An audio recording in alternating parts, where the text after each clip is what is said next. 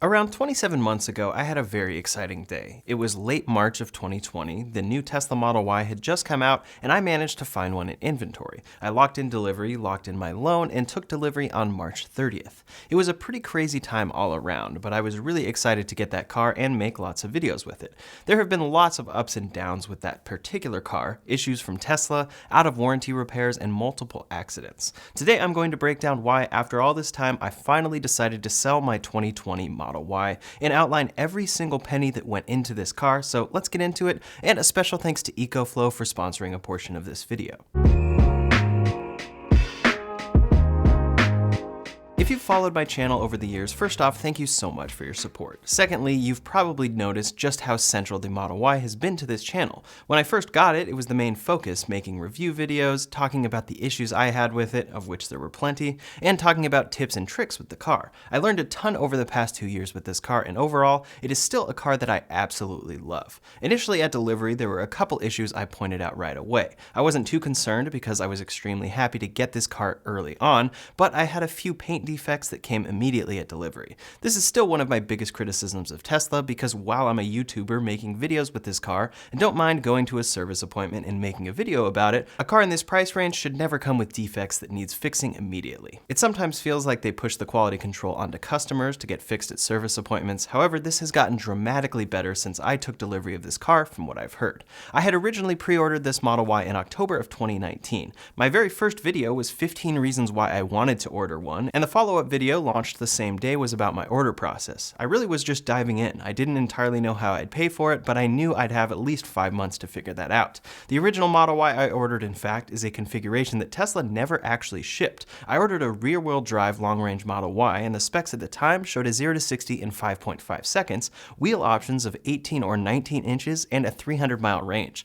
All of that changed by the time this car shipped, and what's especially remarkable is what the price was. The rear-wheel drive long-range started at $48,000, and all-wheel drive was $52,000. Also, FSD was $6,000. All-wheel drive is now the base model, and it now costs $66,000 or $14,000 more than it was back then, and FSD is $12,000 or double the price. The car price came down later as well before going back up to its all-time high right now. In any case, I later decided to switch my order to all-wheel drive because I was deep in the Tesla news, as I still am, and realized that I could get all-wheel drive much faster. It ended up being the very right decision since rear-wheel drive long-range Model Ys were never produced. By the time the Model Y finally shipped though, I was on the phone for days with different Tesla reps trying to lock one down in inventory, and I finally found one, completely different than my original configuration. I loved it though because red is my favorite color. I purchased the Model Y long range in red multi-coat with the 20-inch black induction wheels. I loved the look of these matching the blacked out trim of the Model Y, which was new since the Model 3 at the time still featured chrome handles.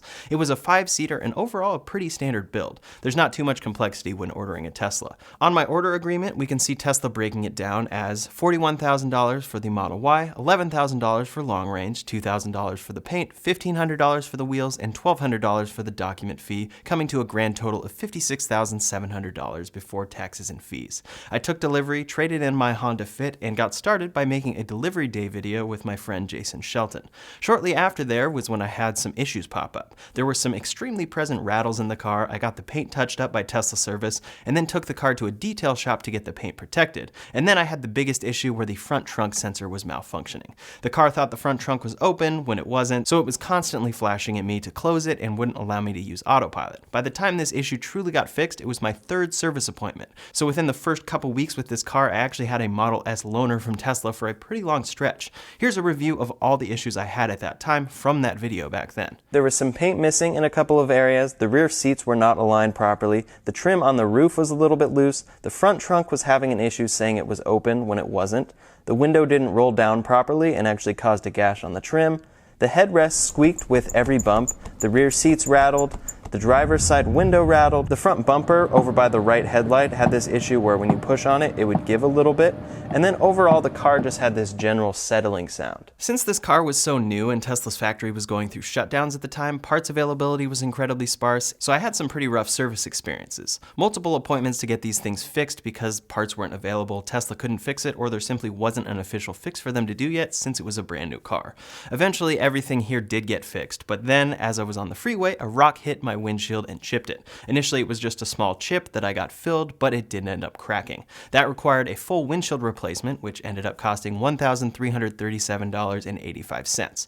At the time, my deductible was $1,000, so that was extremely unfortunate, and why I now recommend making sure that you have the right coverage for these situations. That windshield, of course, was not cheap, but it wasn't Tesla's issue.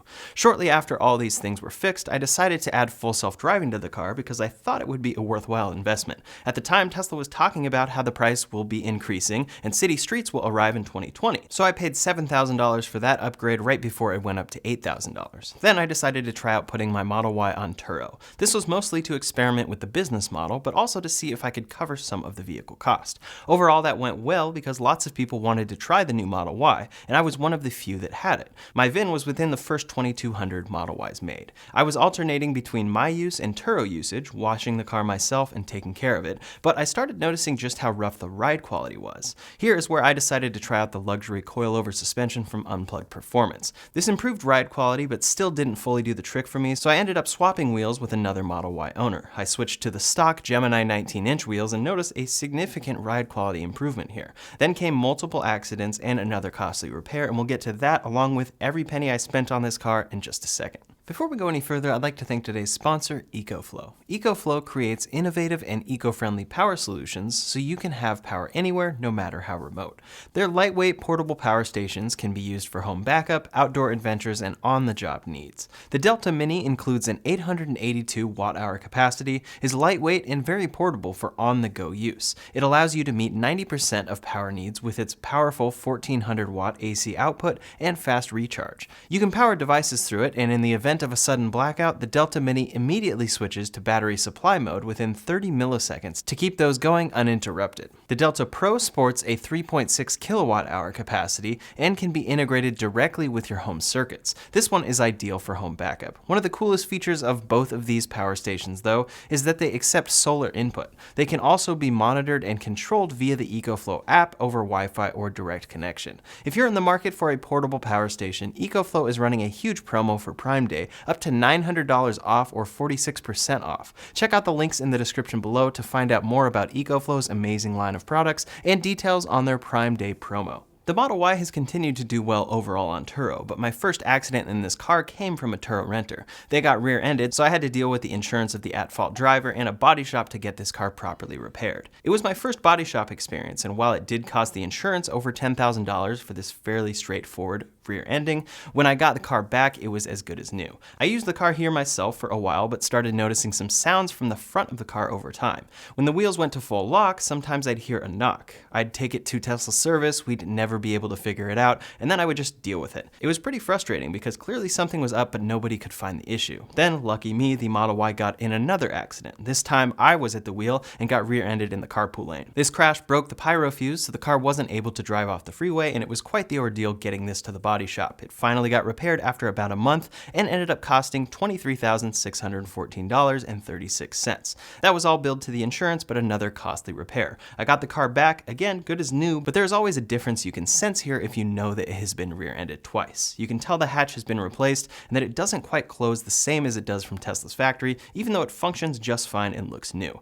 I started having this feeling that this car is a bit cursed. I owned a Model 3 and Model S as well at this point, and neither had issues like this or accidents. Also, the majority of the Model Y was awesome. It was a car I loved to drive, and most people agreed, but it kept having issues or accidents, a lot of things out of Tesla's control. This was further verified when the next repair happened. The Model Y was on Turo and up in San Francisco when a renter started messaging us about noises coming from the front of the car. I made a full video breaking down the entire situation, and it's linked below, but fluid was leaking, sounds were terrible, and some really unfortunate damage had occurred to the axles in this car. The renter got it to Tesla service, Tesla diagnosed the issue and quoted us $6,052.43 for the fix that required a new drive unit. Since I had a third-party suspension installed, Tesla blamed the issue on Untitled Performance. I spoke with them, and it looks like the issue was likely related to damage that could have happened a long time ago because Untitled Performance never actually touches the parts Tesla blamed them for reinstalling improperly. In any case, I paid the $6,052 for this repair since it was out of warranty, and after this is when I finally decided that this should probably get out of my hands. This repair repair finally fixed the issues I had up front in the car and got rid of that noise, so it is good and safe to sell. Used car prices are rather high right now, and I could probably flip this thing for a profit, or all things considered with that repair cost and FSD purchase, a reasonable loss. After all, I made profit with this car on Turo, and I've made tons of videos with it on this channel. So let's break down how much this car ended up costing me. As I mentioned, my order agreement amount was $56,700. With taxes and fees, the cash price was $63,179.75. I put down $10,279.75 at the time, including my 200,000 mile Honda Fit trade-in, and ended up financing $52,900 of the purchase price. Since the first finance payment in May of 2020, I have paid about $19,412.09 towards the principal on this car, along with about $3,158.80 in interest. I did also pay for PPF and the unplugged performance suspension, which I'll lose when selling this car, but both of those are extremely optional, so I'll leave those out of my calculations. Next, I paid $7,717.50 for Tesla's full self-driving package. I thought this would bring a lot of FSD content to the channel, but in reality, it's hardly brought anything since the FSD beta has been so delayed and limited. It's now truly expanding to more customers, which is good to see, but this purchase overall I see as a mistake, and it's why I recommend against this package. It stays with the car, so when you sell, it's gone, and not everyone values that software package in the sale. Also, I found it to be a waste at $7,000, and it's now $12,000 with no new features actually delivered to you when you purchase it, compared to when I bought it. Soon this may change, but that is what I thought 2 years ago when I purchased it. Also, you can subscribe now for $199 per month. This past week, I officially sold this Model Y. Instead of going private party, I decided to sell to a company that resells, since they will do their own proper checks, inspections, and any necessary remedies before getting this car to the customer. I disclosed all of the repair costs that happened on this car, and even with those repairs and 38,282 miles on this car, they offered me $59,494.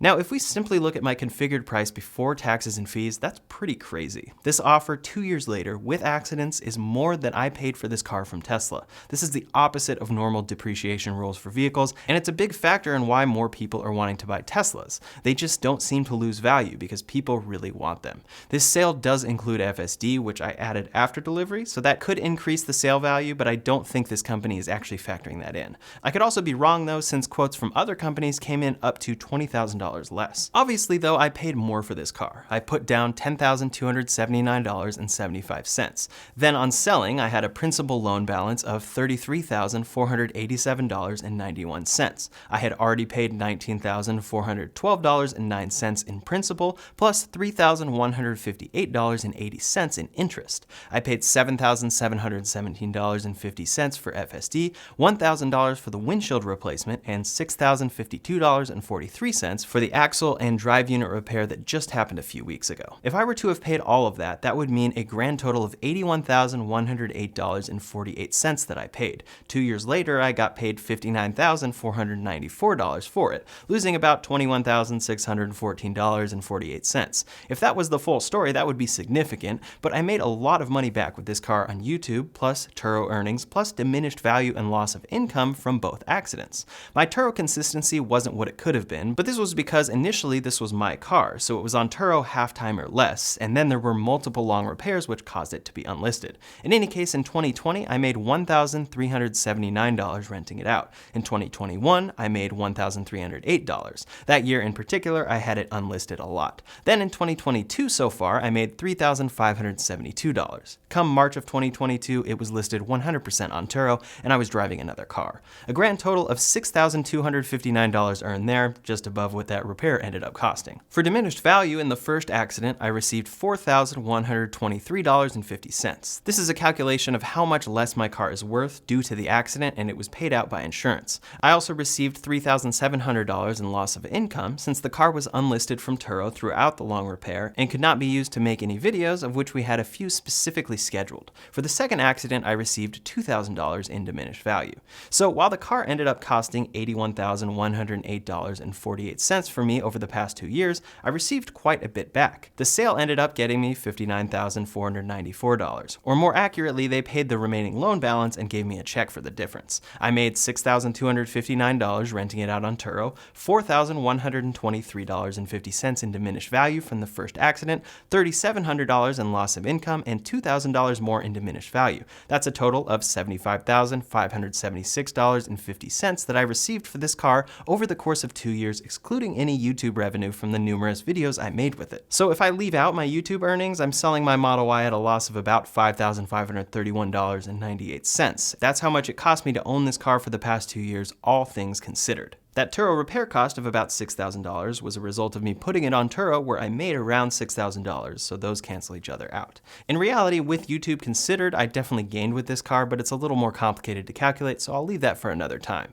Even with all the repairs and what I consider a loss on the FSD purchase, this car paid off. For someone else who bought a Model Y when I did, didn't use it on Turo, didn't get any accidents, didn't have a windshield repair, and didn't have any other repairs, they're probably in an even better situation profiting on this Model Y after just driving it for a couple years. I've loved the Model Y over the past 2 years. It has been an incredibly awesome car and has completely converted me to going electric. I love the space that this car has, the versatile storage inside, the speed, acceleration, range, technology, sound system, handling, autopilot, and much more. This particular Model Y, though, was built right before Tesla's factory shut down in March of 2020, and it was a very early VIN. It was definitely not Tesla's best, and interior noise was a bit loud. I had all the issues I had with it from Tesla's factory, plus all the separate issues like 2 accidents and a big out of warranty repair due to damage on Turo. I just wanted to get this car out of my hands because while it has now been fixed and still drives incredibly well, has FSD, PPF, and more, I just want to move on. I got a great offer for it with the market right now, and it just made sense. With that said, I do still love the Model Y. Overall, it's actually my favorite Tesla for its combination of versatility, storage, speed, and range. So coming up, I have a new 2022 Model Y scheduled for delivery in September or October. I ordered this a while ago and planned to keep this old one on Turo and make this new one my car, but ultimately decided to just buy this new one for me and this channel and say goodbye to Cliff. It's overall a great car, went through a lot of ups and downs, and I'm super glad I owned it. The new 2022 Model Y will hopefully have much better build quality, less interior issues, a quieter cabin, and much more that I have seen on the latest Model Ys. I'd also love to be able to take delivery of it out of Tesla's new Giga Texas factory, which has just begun long-range deliveries, but we'll have to see how that ends up. I'll certainly try. In the meantime, if you want to see the latest Tesla news and follow up on the details like that new Model Y in Giga Texas, you can check out my latest news video linked up here or in the description below. Thanks so much for watching, and I'll see you on the next one.